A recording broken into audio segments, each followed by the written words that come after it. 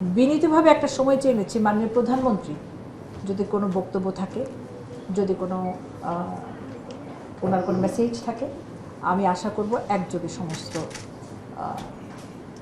আপনারা সবাই আমাদের সাথে একযোগে আমরা চালাবো। এখন ঘটনা হচ্ছে যে সেই রকমই যেহেতু আমাদের কমিটিটা করা হয়েছে, আপনার কথাটা শুনে আমি শুনবো এরপরে। যেহেতু কমিটিটা করা হয়েছে, কমিটি যেহেতু সবগুলো টিভি চ্যানেলে একরকম না, সেক্ষেত্রে এরকম প্রতিনিধি আসুক এই কমিটিতে যারা কন্ট্রিবিউট করতে পারবে, এই যে আপনার কথাগুলো বলতে পারবে, আমরা একটা আলোচনায় তো আসতে পারি। আমাদের তো একটা সামনে গাইডলাইন থাকতে হবে যে এইটা দিয়ে আমরা চালিত হব।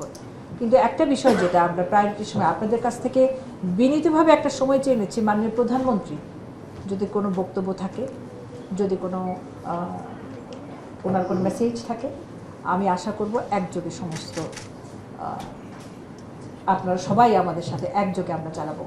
আমি অতীতেও করেছেন আপনারা, কিন্তু এই সময়টায় আপনাদের কাছ থেকে এই একটা আমি চাওয়া আপনাদের কাছ থেকে চাচ্ছি, কারণ এটা করছে, হ্যাঁ করছে। আমরা এই যে ঈদের মেসেজটা ওনার একসাথে একদম একই সময়ে আপনি চিন্তা করতে পারবেন না ওই সময় আমি কতটুকু টেনশনে থাকি, কারণ আমার সাথে থাকি প্রধানমন্ত্রীর কার্যালয়ে যুক্ত, আমি এখানে থাকি, আমি প্রত্যেকটা টেলিভিশন স্ক্রল করতে থাকি, ওইখানে স্ক্রল করতে থাকি, ওখানে তো একটা প্রেস উইং আছে, আমরা অনেক টেনশন থাকি দিবে কিনা এই টেলিভিশন দিবে, মাননীয় প্রধানমন্ত্রী যদি ওইটা না দেখে, ওই টেলিভিশন যদি না থাকে, এক ভাববে কি তথ্য সচিব কী করলো।